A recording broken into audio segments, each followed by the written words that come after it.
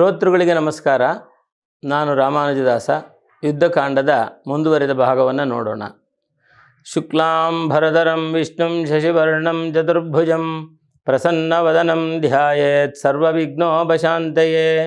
ಯಸ್ಯದ್ವಿರದವಕ್ತ್ರಾದ್ಯಾಃ ಪಾರಿಷದ್ಯಾ ಪರಶ್ರುತಂ ವಿಘ್ನಂ ನಿಘ್ನಂತಿ ಸತತಂ ವಿಶ್ವಕ್ಸೇನಂ ತಮಾಶ್ರಯೇ. ರಾಮಾಯ ರಾಮಭದ್ರಾಯ ರಾಮಚಂದ್ರಾಯ ವೇದಸೆ ರಘುನಾಥಾಯ ನಾಥಾಯ ಸೀತಾಯಾಃ ಪತಯೇ ನಮಃ. ಮನೋಜವಂ ಮಾರುತತುಲ್ಯವೇಗಂ ಜಿತೇಂದ್ರಿಯಂ ಬುದ್ಧಿಮತಾಂ ವರಿಷ್ಠಂ ವಾದಾತ್ಮಜಂ ವಾನರಯೂತಮುಖ್ಯಂ ಶ್ರೀರಾಮದೂತಂ ಶಿರಸಾ ನಮಾಮಿ. ಯೋऽन्तಃ ಪ್ರವಿಶ್ಯ ಮಮ ವಾಚಮಿವಾಂ ಪ್ರಸುಪ್ತಾಂ ಸಂಜೀವಯತ್ಯಖಿಲ ಶಕ್ತಿಧರಾಸ್ವಧಾಮ್ನಾಂ.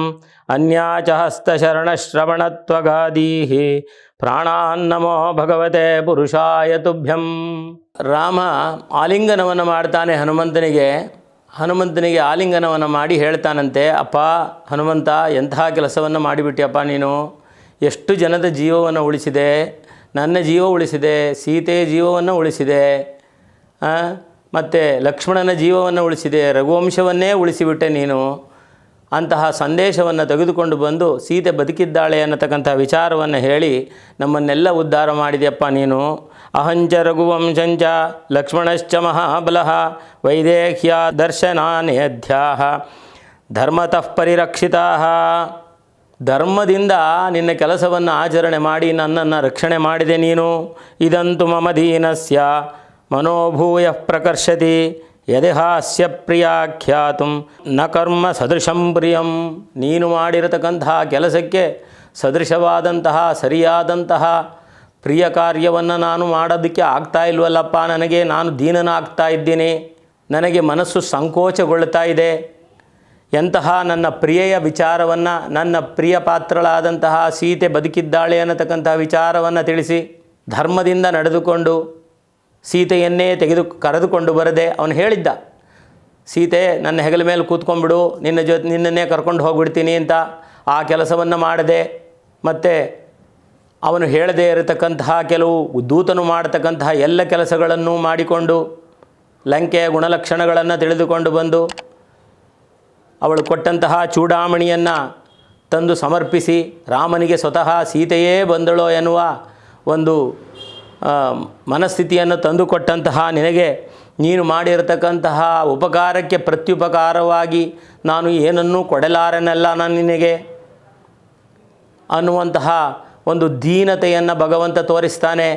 ಎಂತಹ ನಾಟಕ ಮಾಡ್ತಾನೆ ನೋಡಿ ಭಗವಂತ. ಪರಮ ಸೌಖ್ಯವನ್ನು ಕೊಡಬೇಕು ಅವನಿಗೆ, ತನ್ನ ಸಾಯುಜ್ಯವನ್ನೇ ಕೊಡಬೇಕು ಅನ್ನತಕ್ಕಂತಹ ಅಭಿಲಾಷೆಯಲ್ಲಿ ಭಗವಂತ ಈ ರೀತಿ ಮಾತನಾಡ್ತಾನಂತೆ. ಅವನು ಹೇಳ್ತಾನೆ, ಏಷ ಸರ್ವಸ್ತು ಭೂತಸ್ತು ಪರಿಷ್ವಂಗೋ ಹನುಮತಃ ಮಯಾ ಕಾಲಮಿಮಂ ಪ್ರಾಪ್ಯ ದತ್ತಸ್ತಸ್ಯ ಮಹಾತ್ಮನಃ. ತನ್ನನ್ನು ತಾನೇ ಕೊಟ್ಟುಕೊಂಡ ಅವನು ಮಾಡಿರತಕ್ಕಂತಹ ಈ ಅದ್ಭುತವಾದ ಕೆಲಸಕ್ಕೆ ತನ್ನನ್ನು ತಾನೇ ಭಗವಂತ ಅವನಿಗೆ ಕೊಟ್ಟುಕೊಟ್ಟನಂತೆ. ಅವನು ಹನುಮಂತನನ್ನು ಮಹಾತ್ಮನಃ ಅಂತ ಬೋಧನೆ ಮಾಡ್ತಾನೆ. ಏನಪ್ಪ ಮಹಾತ್ಮನ ಅಂತಂದರೆ ಸುಮಹಾತ್ಮ ಸುದುರ್ಲಭ ಅಂತ ಹೇಳಿ ಗೀತೆಯಲ್ಲಿ ಭಗವಂತ ಹೇಳ್ತಾನೆ. ಅಂತಹ ಮಹಾತ್ಮರು ಬಹಳ ದುರ್ಲಭರು. ಯಾರವರು? ಜ್ಞಾನೀತು ಆತ್ಮ ಇವ ಮೇ ಮತಂ. ಜ್ಞಾನಿಯಾದಂತಹ ಮನುಷ್ಯ ನನ್ನ ಆತ್ಮವಂತೆ, ನನಗೂ ನನ್ನ ಆತ್ಮಕ್ಕೂ ಜ್ಞಾನಿಗೂ ಯಾವ ವ್ಯತ್ಯಾಸವೂ ಇಲ್ಲ. ಜ್ಞಾನಿಯನ್ನು ನನ್ನ ಆತ್ಮವೆಂದೇ ನಾನು ಭಾವಿಸುತ್ತೇನೆ ಅಂತ ಹೇಳಿ ಜ್ಞಾನೀತು ಪರಮೈಕಾಂತಿ, ಪರಮ ಏಕಾಂತಿ ಅಂತೆ ಅವನು ಜ್ಞಾನಿ. ಹಾಗಂದರೆ ಏನಪ್ಪ ಅಂದರೆ ತದಾ ಯದ್ ಆತ್ಮಧಾರಿಣ, ಆ ಭಗವಂತನಿಗೋಸ್ಕರ ಶರೀರವನ್ನು ಉಳಿಸಿಟ್ಟುಕೊಂಡಿದ್ದಾನೋ ಅನ್ನುವ ರೀತಿಯಲ್ಲಿ ನಡೆಯತಕ್ಕಂಥವನು. ಅಂದರೆ ಭಗವತ್ ಕಾರ್ಯದಲ್ಲಿಯೇ ನಿರತನಾದವನು. ಭಗವಂತನ ಕಾರ್ಯವು ಸರಿಯಾಗಿ ನೆರವೇರದಿದ್ದರೆ ಬೇಸರ ಮಾಡಿಕೊಳ್ಳುವಂಥವನು. ಭಗವಂತನ ಕಾರ್ಯಕ್ಕೋಸ್ಕರವೇ ತಾನು ಬದುಕಿದ್ದೀನಿ ಅನ್ನೋ ಭಾವನೆಯಲ್ಲಿ ಜೀವಿಸತಕ್ಕಂತಹವನು. ಅವನು ಜ್ಞಾನೀತು ಪರಮೈಕಾಂತಿ, ಆ ಪರಮ ಏಕಾಂತಿಯಾದವನು. ಆ ಎಂತಹ ಒಂದು ಭಕ್ತಿಯಪ್ಪ ಅದು ಅಂದರೆ, ಭಕ್ತಿಗಳಲ್ಲಿ ಎರಡು ವಿಧ, ಸಾಪೇಕ್ಷ ಭಕ್ತಿ, ನಿರಪೇಕ್ಷ ಭಕ್ತಿ ಅಂತ ಹೇಳಿ. ಆ ಸಾಪೇಕ್ಷ ಭಕ್ತಿಯಲ್ಲಿ ಏನಾದರೂ ಒಂದನ್ನು ಅಪೇಕ್ಷೆ ಪಡ್ತಾನೆ. ಅದರಲ್ಲಿಯೇ ಹೇಳ್ತಾರೆ ಆರ್ತಃ ಜಿಜ್ಞಾಸು ಅರ್ಥಾರ್ಥಿ. ಇವರು 3 ಜನವೂ ಕೂಡ ಆರ್ತಃ ಅನ್ನತಕ್ಕಂಥವನು ಭಗವಂತ ನೀ ನನ್ನನ್ನು ರಕ್ಷಿಸಪ್ಪ, ನನಗೆ ಬೇರೆ ಗತಿ ಇಲ್ಲ ಅಂತ ಭಗವಂತನನ್ನೇ ಆಶ್ರಯಿಸ್ತಾನೆ, ಅವನನ್ನು ಕೇಳಿಕೊಳ್ತಾನೆ. ಜಿಜ್ಞಾಸು ಅನ್ನತಕ್ಕಂಥವನು ಮೋಕ್ಷವನ್ನು ಕೊಡು ಪರಮಾತ್ಮ ಅಂತ ಕೇಳ್ತಾನೆ. ಅರ್ಥಾರ್ಥಿ ಅನ್ನತಕ್ಕಂಥವನು ಒಂದನ್ನು ಕೊಟ್ಟರೆ ಇನ್ನೊಂದನ್ನು ಕೊಡು, ಇನ್ನೊಂದನ್ನು ಕೊಟ್ಟರೆ ಮತ್ತೊಂದನ್ನು ಕೊಡು ಅಂತ ಕೇಳ್ತಕ್ಕಂಥವನು. ಈ ಎಲ್ಲ ಪರಿಸ್ಥಿತಿಯಲ್ಲಿಯೂ ಅದನ್ನು ಹೊರತುಪಡಿಸಿ ಜ್ಞಾನೀತು ಆತ್ಮೈವ ಮೇ ಮತಂ, ಜ್ಞಾನಿ ಅನ್ನತಕ್ಕಂತಹವನು ನನ್ನ ಆತ್ಮದಂತೆ ಅವನು ಏನನ್ನೂ ಅಪೇಕ್ಷೆ ಪಡುವುದಿಲ್ಲ, ನಿರಪೇಕ್ಷೆಯಾದಂತಹ ಭಕ್ತಿಯನ್ನು ಕೇಳ್ತಾನೆ.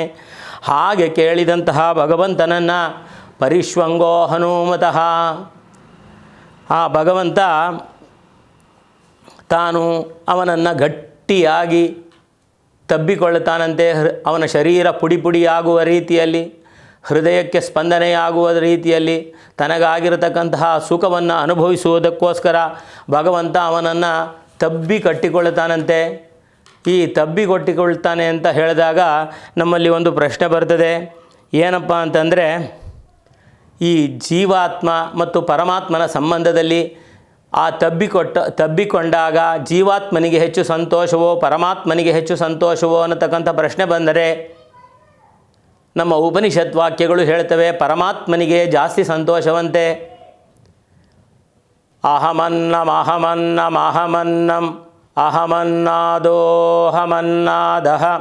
ಅಹಗ್ಗಶ್ಲೋಕೃತ್ ಅಹಗ್ಗಶ್ಲೋಕೃತ್ ಅಂತ ಬರ್ತದೆ.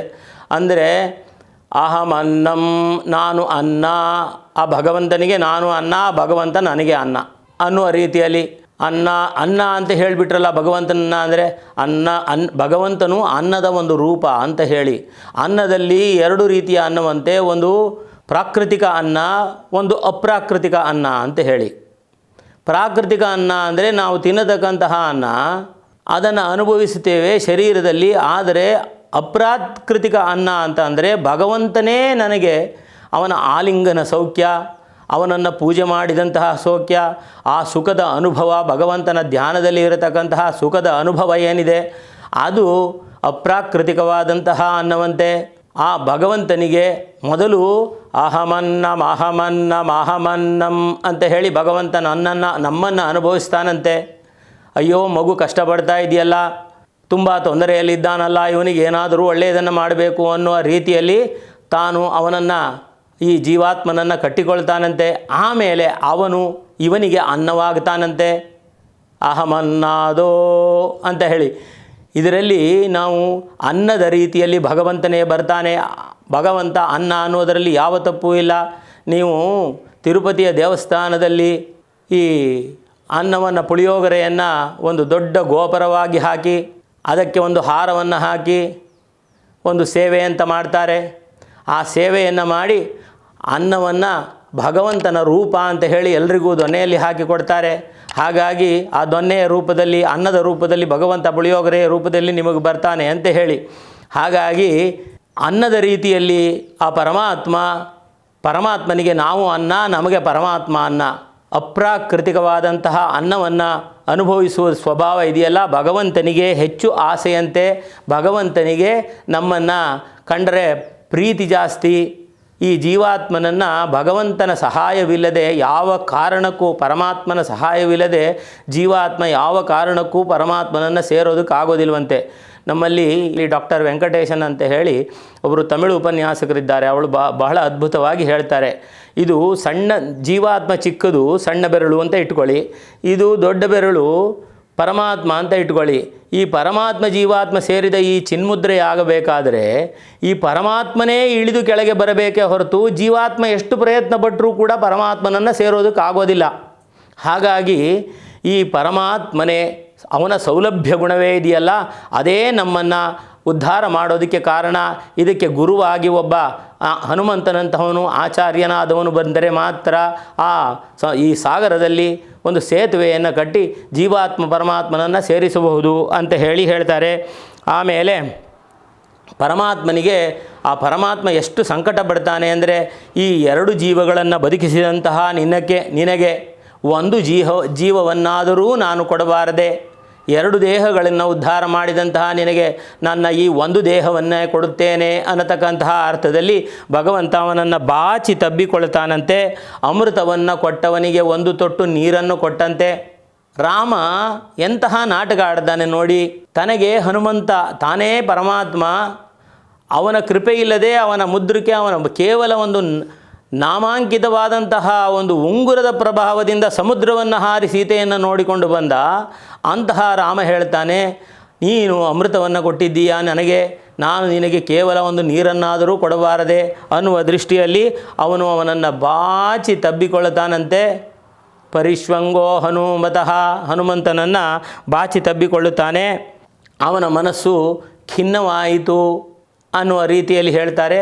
ಮುಂದಕ್ಕೆ ಅವನು ಹನುಮಂತನನ್ನು ಒಬ್ಬನನ್ನೇ ಕರೆಸಿ ಕೂರಿಸಿಕೊಂಡು ಪ್ರಶ್ನೆಯನ್ನು ಕೇಳ್ತಾನಂತೆ. ಹನುಮಂತನ ಹತ್ರ ಕೇಳ್ತಾನೆ, ಯಾವ ರೀತಿಯಲ್ಲಿ ಈ ಸಮುದ್ರವನ್ನು ನಾವು ದಾಟುವುದು, ನಮ್ಮ ಕಪಿಸೇನೆಯನ್ನು ಅಲ್ಲಿಗೆ ಕರೆದುಕೊಂಡು ಹೋಗುವ ಬಗೆ ಹೇಗೆ ಅಂತ ಹೇಳಿ ಕೇಳಿದಾಗ ಆವಾಗ ಹನುಮಂತ ಹೇಳ್ತಾನಂತೆ, ಅಬದ್ವಾ ಸಾಗರೇ ಸೇತುಂ ಘೋರೇ ಚ ವರುಣಾಲಯೇ ಲಂಕಾನಾಮೂರ್ಧಿತಂ ಶಕ್ಯಂ ಸೈಂದ್ರೈರಪಿ ಸುರೈರಪಿ ಅಂತ ಹೇಳಿ, ಈ ವರುಣನ ಆಲಯವಾದಂತಹ ಈ ಸಮುದ್ರಕ್ಕೆ ಸೇತುವೆಯನ್ನು ಕಟ್ಟಿದ ಹೊರತು ಇಂದ್ರರಿಗಾಗಲಿ ಸುರರಿಗಾಗಲಿ ಅಸುರರಿಗಾಗಲಿ ಯಾವ ರೀತಿಯಲ್ಲಿಯೂ ಕೂಡ ಆ ಲಂಕೆಯನ್ನು ಮರ್ದಿಸುವುದು ಕಷ್ಟ ಅಂತ ಹೇಳಿ ಅವನು ಹೇಳ್ತಾನಂತೆ.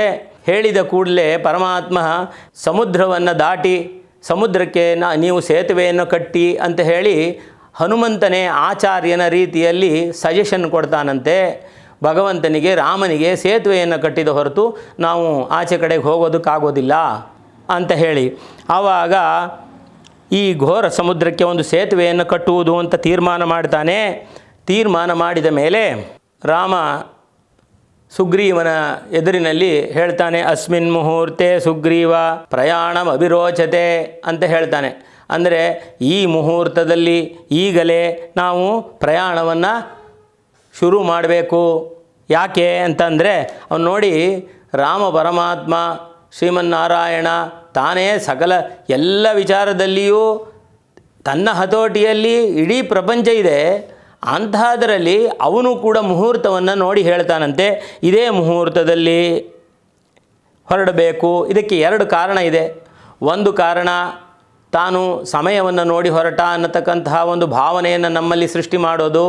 ಎರಡನೆಯದು ಏನಂದರೆ, ಆ ಪರಮಾತ್ಮನಿಗೆ ಜೀವಾತ್ಮನ ಉದ್ಧಾರ ಕಾರ್ಯದಲ್ಲಿ ಬಹಳ ಅರ್ಜೆಂಟಂತೆ. ನಾವು ಕೇಳುವುದಕ್ಕೆ ಪರಮಾತ್ಮ ನೀನು ನನ್ನನ್ನು ಉದ್ಧಾರ ಮಾಡಪ್ಪ ಅಂತ ಕೇಳೋದಕ್ಕೆ ನಾವು ಎಷ್ಟು ಸಮಯ ಬೇಕಾದರೂ ತಗೊಳ್ಬಹುದು. ಇಡೀ ಜೀವನವನ್ನೇ ತಗೊಂಡು ವೃದ್ಧಾಪ್ಯದಲ್ಲಿ ಕೊನೆಯ ಸಮಯದಲ್ಲಿ ನಾವು ಭಗವಂತ ಕಾಪಾಡು ಅಂತ ಹೇಳ್ಬೋದು. ಹಿಂದೆ ನಾವು ಅಜಾಮಿಳನ ಪ್ರಸಂಗವನ್ನು ಹೇಳಿದ್ವಿ.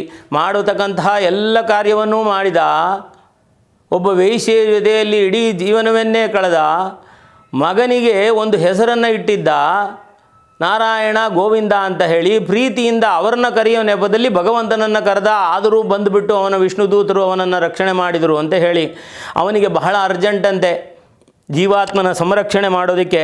ಹಾಗಾಗಿ ಆ ಜೀವಾತ್ಮ ಪರಮಾತ್ಮನ ಉದ್ಧಾರಕ್ಕೆ ಒಂದು ಕ್ಷಣವನ್ನೂ ಕೂಡ ಕಳೆಯೋದಿಲ್ಲ ಅಂತ ಹೇಳಿ ಮಿತ್ರಭಾವೇನ ಸಂಪ್ರಾಪ್ತಂ ನತ್ಯಜಂತಿ ಕಥಂಚನ ಹೇಳ್ತಾನಲ್ವ. ಮಿತ್ರಭಾವದಿಂದ ಯಾರೇ ಬಂದರೂ ಕೂಡ ಒಂದು ಕ್ಷಣವೂ ಲೇಟ್ ಮಾಡೋದಿಲ್ಲ. ಈಗ ಆಚಾರ್ಯ ಹೇಳಿ ಆಯಿತು, ಸೇತುವೆಯನ್ನು ಕಟ್ಟಿ ಭವಸಾಗರಕ್ಕೆ ಅಂತ ಹೇಳಿ ನಾವು ಎಷ್ಟು ನಾಟಕೀಯವಾಗಿದೆ ನೋಡಿ ಪ್ರಸಂಗ. ಸೀತೆ ಅನ್ನತಕ್ಕಂತಹ ಜೀವಾತ್ಮವನ್ನು ರಕ್ಷಣೆ ಮಾಡೋದಕ್ಕೆ ಸಮುದ್ರದಲ್ಲಿ ಸೇತುವೆಯನ್ನು ಕಟ್ಟಿ ಅಂತ ಹೇಳಿದರು. ಇದೇ ನಮ್ಮ ಆತ್ಮಶುದ್ಧಿಗೆ ನಾವು ಆಲೋಚನೆ ಮಾಡಿದರೆ ಈ ಜೀವಾತ್ಮ ಪರಮಾತ್ಮನನ್ನು ಸೇರೋದಕ್ಕೆ ಈ ಭವಸಾಗರ ಸಂಸಾರವೆಂಬ ಭವಸಾಗರದಲ್ಲಿ ಸೇತುವೆಯನ್ನು ಕಟ್ಟಿ ನಾವು ಮುಂದಕ್ಕೆ ಹೊರಡಬೇಕು ಅನ್ನತಕ್ಕಂತಹ ಅರ್ಥದಲ್ಲಿ ಸಹೃದೇವ ಪ್ರಪನ್ನಾಯ ತವಾಸ್ಮೀತಿ ಯಾಚತೆ ಅಭಯಂ ಸರ್ವಭೂತೇಭ್ಯೋ ದದಾಮಿ ಏತದ್ ವ್ರತಂ ಮಮ. ಆ ಭಗವಂತ ಹೇಳ್ತಾನೆ, ಅವನ ವ್ರತವಂತೆ ಅದು. ನಾವು ಕಷ್ಟವಾದ ಕರ್ಮಗಳನ್ನು ಮಾಡುವುದಕ್ಕೆ ಯಾವ ವ್ರತ ಅಂತ ಹೇಳ್ತೀವಿ, ಸರ್ವ ಜೀವಾತ್ಮವನ್ನು ರಕ್ಷಣೆ ಮಾಡೋದಕ್ಕೆ ಅದನ್ನು ಪರಮಾತ್ಮನಲ್ಲಿ ಸೇರಿಸುವ ಕೆಲಸ. ಒಂದು ಸತಿ ನಾನು ನಿನ್ನವನು ಅಂತ ಹೇಳಿದರೆ ಸಾಕು, ನಾನು ನಿಮಗೆ ಅಭಯವನ್ನು ಕೊಡ್ತೇನೆ, ಇದು ನನ್ನ ವ್ರತ ಅಂತ ಹೇಳಿ ಭಗವಂತ ಹೇಳ್ತಾನಂತೆ.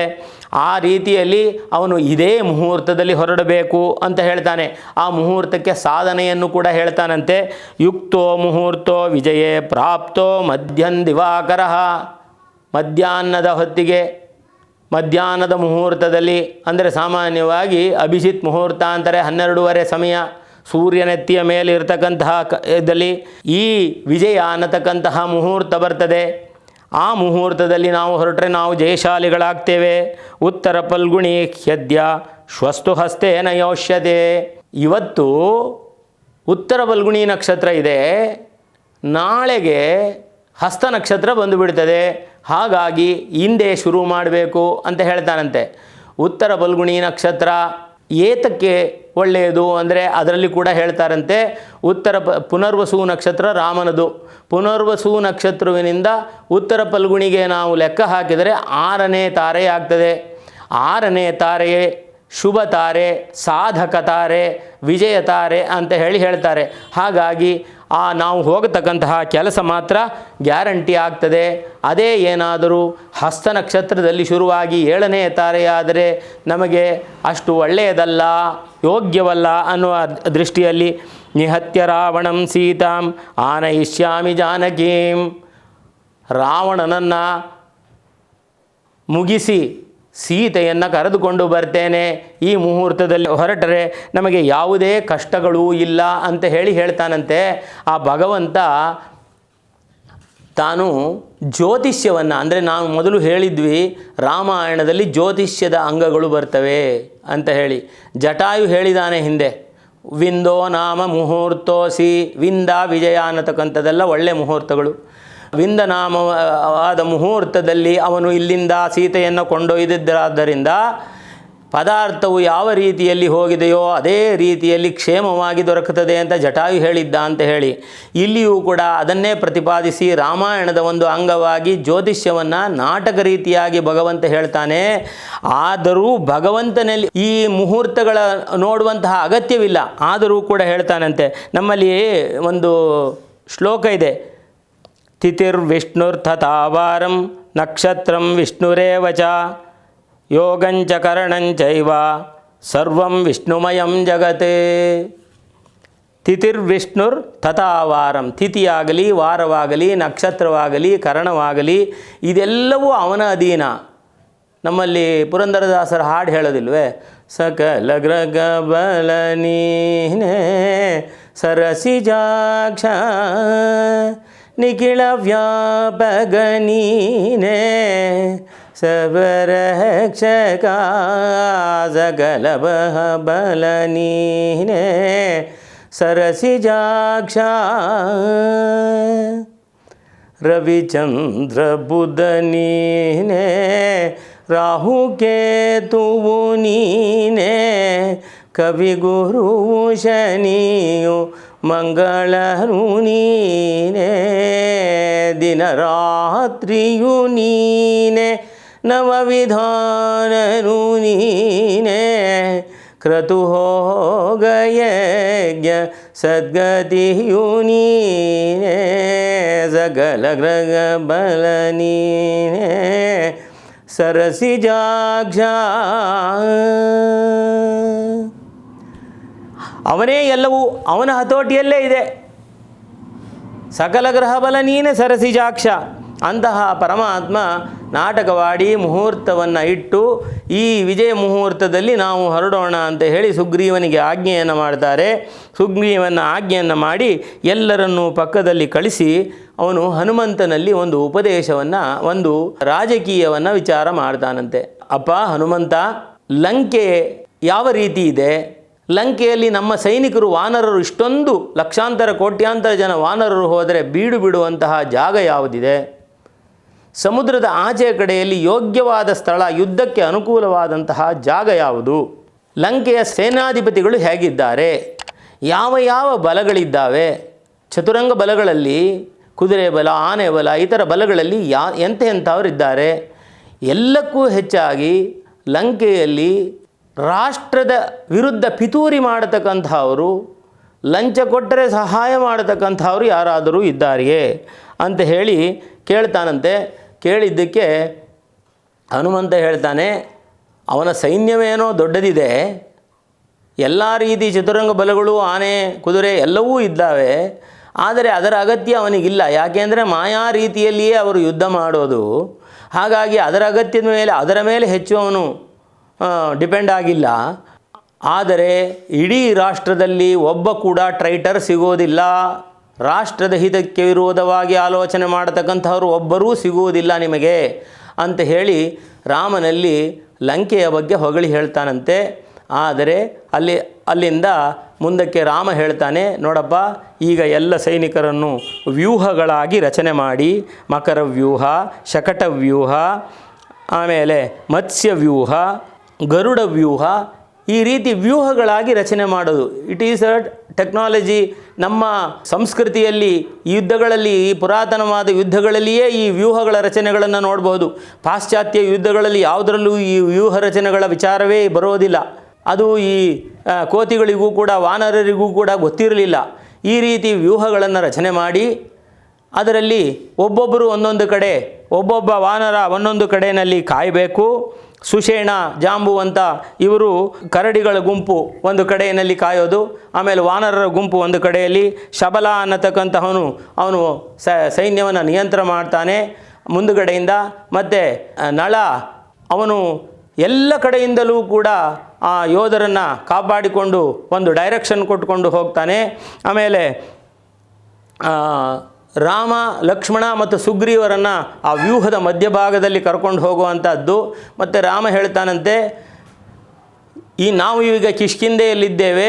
ಕಿಷ್ಕಿಂಧೆಯಿಂದ ದಕ್ಷಿಣದ ತೀರಕ್ಕೆ ಕನ್ಯಾಕುಮಾರಿಗೆ ನಾವು ಹೋಗಬೇಕು, ರಾಮೇಶ್ವರದ ಹತ್ತಿರಕ್ಕೆ ಹೋಗಬೇಕು ಅಂತಂದರೆ ನಾವು ಮಾರ್ಚ್ ಫಾಸ್ಟ್ ಮಾಡುವಾಗ, ಹೋಗುವಾಗ ಯಾರಿಗೂ ಯುದ್ಧ ನೀತಿಯನ್ನು ನೋಡಿ ನಮ್ಮ ಸಂಸ್ಕೃತಿಯಲ್ಲಿ ಯುದ್ಧದಲ್ಲಿಯೂ ಕೂಡ ಮೊರಾಲಿಟಿ, ಆ ನೀತಿ, ಆ ಒಂದು ರೀತಿ ಬೇರೆ ಎಲ್ಲಿಯೂ ನಿಮಗೆ ಈ ಮೊಘಲರು ಎಷ್ಟೊಂದು ದಂಡಯಾತ್ರೆಗಳು ಬಂದರು, ಊರೂರನ್ನೇ ಧ್ವಂಸ ಮಾಡಿಕೊಂಡು ಹೋದರು. ಇಲ್ಲಿ ರಾಮ ಹೇಳ್ತಾನೆ, ನೀವು ಪ್ರಯಾಣ ಮಾಡಬೇಕಾದರೆ ಊರುಗಳು, ಹಳ್ಳಿಗಳು, ಪಟ್ಟಣಗಳು ಬಂದರೆ ಅದರ ಒಳಗಡೆ ಪ್ರಯಾಣ ಮಾಡಬಾರದು, ಅವರಿಗೆ ಅನಾನುಕೂಲವಾಗ್ತದೆ ಅನ್ನೋದು ಬೈಪಾಸಿನಲ್ಲಿ ಪಕ್ಕದಲ್ಲಿ ಹೋಗಬೇಕು ಅಂತ ಹೇಳಿ ನಿದರ್ಶನವನ್ನು ಕೊಡ್ತಾನೆ ಭಗವಂತ. ಪ್ರತಿ ಹೆಜ್ಜೆಯಲ್ಲಿಯೂ ಯುದ್ಧಕಾಂಡದಲ್ಲಿ ತಿಳುವಳಿಕೆಗಳೇನೆ. ಒಬ್ಬೊಬ್ಬರಿಗೆ ತಿಳುವಳಿಕೆ ಹೇಳ್ತಾರೆ. ಆಮೇಲೆ ಊಟ ಮಾಡಬೇಕಾದರೆ, ತಿಂಡಿ ತಿನ್ನಬೇಕು, ಹಸಿವಾದರೆ ನಿಮ್ಮ ವ್ಯೂಹವನ್ನು ಬಿಟ್ಟು ಹೋಗುವ ಹಾಗಿಲ್ಲ. ರಸ್ತೆಯಲ್ಲಿ ಸಿಕ್ಕತಕ್ಕಂತಹ ಹಣ್ಣುಗಳು, ಫಲಮೂಲಗಳನ್ನು ಹೆಚ್ಚು ದಿವಸ ಹಸಿವಾಗದೇ ಇರತಕ್ಕಂತಹ ಫಲಗಳನ್ನು ಜಾಸ್ತಿ ತಿನ್ನಬೇಕು. ಅದನ್ನು ಸುಗ್ರೀವನ ಆಜ್ಞೆಯ ಮೇರೆಗೆ ಸುಗ್ರೀವ ಒದಗಿಸಿದಂತೆ ಅದನ್ನು ಅನುಭವಿಸಬೇಕು ಅಂತ ಹೇಳಿ ಎಲ್ಲ ರೀತಿಯ ಗೈಡ್ಲೈನ್ಸನ್ನು ಕೊಟ್ಟು ಅಲ್ಲಿಂದ ಅವರು ಪ್ರಯಾಣವನ್ನು ಬೆಳೆಸ್ತಾರೆ. ಆ ಕಡೆ ಪ್ರಯಾಣವನ್ನು ಬೆಳೆಸಿದರೆ ಇತ್ತ ಒಂದು ರಾವಣನ ಹತ್ತಿರಕ್ಕೆ ಅವನ ಗೂಢಚಾರರು ಬಂದು ಹೇಳ್ತಾರೆ, ಸ್ವಾಮಿ ರಾವಣ ಮಹಾಶಯರೇ, ಇಲ್ಲಿಂದ ಹೋದನಲ್ಲ ಹನುಮಂತ, ಅವನು ಸುಖವಾಗಿ ಆ ಕಡೆಗೆ ತಲುಪಿದ್ದಾನೆ. ಲಕ್ಷಾಂತರ ಕೋಟ್ಯಾಂತರ ಕೋತಿಗಳು ಈ ಕಡೆ ಪ್ರಯಾಣವನ್ನು ಬೆಳೆಸಿ ಬರ್ತಾ ಇದ್ದಾರೆ. ಎಲ್ಲರೂ ಕೂಡ ದಕ್ಷಿಣದ ದಂಡೆಯಲ್ಲಿ ಪ್ರಯಾಣ ಬೆಳೆಸಿ ಬಂದು ನಿಂತಿದ್ದಾರೆ. ನಮ್ಮ ಮೇಲೆ ಯುದ್ಧಕ್ಕೆ ಬರೋದಕ್ಕೆ ರೆಡಿಯಾಗಿದ್ದಾರೆ. ನಾವು ಏನಾದರೂ ಈಗ ಮಾಡಲೇಬೇಕು ಅಂತ ಹೇಳಿ ರಾವಣನ ಹತ್ತಿರಕ್ಕೆ ಬಂದು ಅರಿಕೆ ಮಾಡಿಕೊಳ್ತಾರಂತೆ. ಆಗ ರಾವಣ ಯೋಚನೆ ಮಾಡ್ತಾನೆ, ಏನಪ್ಪ ಮಾಡೋದು, ಇದು ಸರಿಯೇ ತಪ್ಪೇ, ಅವ್ರು ಹೇಳಿರೋದು ಸರಿಯೇ ಸುಳ್ಳೆ ಅಂತ ಹೇಳಿ ತನ್ನ ಅರಮನೆಯ ಮೇಲ್ಭಾಗಕ್ಕೆ ಹೋಗಿ ನಿಂತುಕೊಂಡು ನೋಡ್ತಾನಂತೆ. ಓಹೋ, ಸಮುದ್ರದ ಪಕ್ಕದಲ್ಲಿ ಇನ್ನೊಂದು ಸಮುದ್ರದಂತೆ ಸೈನಿಕರು ನಿಂತಿದ್ದಾರೆ. ಅದನ್ನು ನೋಡಿ ಒಂದು ನಿಮಿಷಕ್ಕೆ ಗಾಬರಿಯಾದವನು ಕೆಳಗಡೆ ಬರ್ತಾನಂತೆ. ಕೆಳಗಡೆ ಬಂದು ತನ್ನ ಎಲ್ಲ ಮಂತ್ರಿಗಳನ್ನು ಕರೆಸ್ತಾನಂತೆ.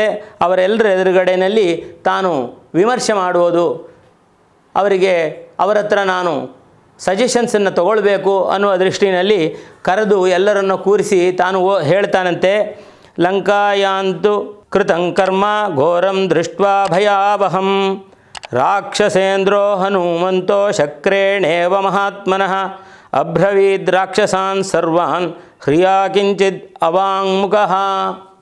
ಎಲ್ಲರನ್ನೂ ಅವರ ಮಂತ್ರಿಗಳನ್ನೆಲ್ಲ ಕರೆದು ಹೇಳ್ತಾನೆ, ಅಪ್ಪ ಲಂಕೆಯನ್ನು ಈ ದುರ್ದರ್ಶೆಗೆ ತಂದು ಎಲ್ಲಿಂದಲೋ ಬಂದಂತಹ ಒಂದು ಕೋತಿ ಸರ್ವವನ್ನು ನಾಶ ಮಾಡಿ ಇಲ್ಲಿಂದ ಹೊರಟು ಹೋದನಲ್ಲ, ಅವನು ಹೋದ ಮೇಲೆ ಈ ರೀತಿಯ ಪರಿಸ್ಥಿತಿ ಬಂದಿದೆ. ಇಂದ್ರನು ಆಕ್ರಮಣ ಮಾಡಿದನೋ ಅನ್ನುವ ರೀತಿಯಲ್ಲಿ ನಮ್ಮ ಲಂಕೆಯನ್ನು ಆಕ್ರಮಣ ಮಾಡಿ ಹನುಮಂತ ಇಲ್ಲಿಂದ ಹೊರಟು ಹೋದ. ಅಂತಹವರ ಸೈನ್ಯವನ್ನು ನಾವು ಈಗ ಇಲ್ಲಿ ಬಂದು ಕಾದು ಕೂತಿದ್ದಾರೆ. ಅವರನ್ನು ನಿಗ್ರಹ ಮಾಡಬೇಕಾದರೆ, ಅವರನ್ನು ಗೆಲ್ಲಬೇಕಾದರೆ ಏನು ಮಾಡಬೇಕು, ಸರಿಯಾದ ಸಲಹೆಯನ್ನು ಕೊಡಿ ನೀವು ಅಂತ ಹೇಳಿ ಅಲ್ಲಿ ಕೇಳ್ತಾನಂತೆ. ಹನುಮಂತನು ಲಂಕೆಯಲ್ಲಿ ಮಾಡಿದಂತಹ ಈ ಘೋರವಾದಂತಹ ಕೃತ್ಯವನ್ನು ನಾವು ನೋಡಿದ್ದೀವಿ, ಮುಂದೆ ನಾವೇನು ಮಾಡಬೇಕು ಅದನ್ನು ಹೇಳಿ ಅನ್ನುವ ರೀತಿಯಲ್ಲಿ. ದರ್ಶಿತಾ ಚ ಪ್ರಹೃಷ್ಟಾ ಚ ಲಂಕಾ ದುಷ್ಟಸಹಾಪುರೀಂ ತೇನ ವಾನರ ಮಾತ್ರೇಣ ದೃಷ್ಟ್ವಾ ಸೀತಾ ಚ ಜಾನಕಿ. ಅವನೇನು ಸಾಮಾನ್ಯದವನೇ, ಅವನು ಬಂದವನೇ ಏನು ಮಾಡ್ದ, ನಮಗೆ ಬರೋದೇ ಗೊತ್ತಿಲ್ಲ. ಫಸ್ಟು ಬಂದವನೇ ಇಡೀ ಲಂಕೆಯನ್ನು ಧ್ವಂಸ ಮಾಡಿದ, ಚೈತ್ಯ ಪ್ರಾಸಾದವನ್ನು ಹಾಳು ಮಾಡಿದ, ದುರ್ಗಮವಾದ ಕೋಟೆಯನ್ನು ಭೇದಿಸಿದ, ರಾಕ್ಷಸರನ್ನು ಕೊಂದ, ಮತ್ತು ಸೀತೆಯನ್ನು ಕಂಡು ಹೋದ. ಅಂತಹವನು ಒಬ್ಬನೇ ಒಬ್ಬ ಕಪಿ ಹೀಗೆ ಮಾಡಿದ್ದಾನೆ. ನಾವು ಇವಾಗ ಏನು ಮಾಡಬೇಕು, ಅದಕ್ಕೆ ನೀವು ಸರಿಯಾದ ಸಲಹೆಯನ್ನು ಕೊಡಿ ಅಂತ ಹೇಳಿ ಸಲಹೆಯನ್ನು ಕೊಡಿ ಅಂತ ಹೇಳಿ ಅವರನ್ನು ಕೇಳಿದ್ದಲ್ಲದೆ ಅವರಿಗೆ ಸುಭಾಷಿತ ಬೇರೆ ಹೇಳ್ತಾನೆ.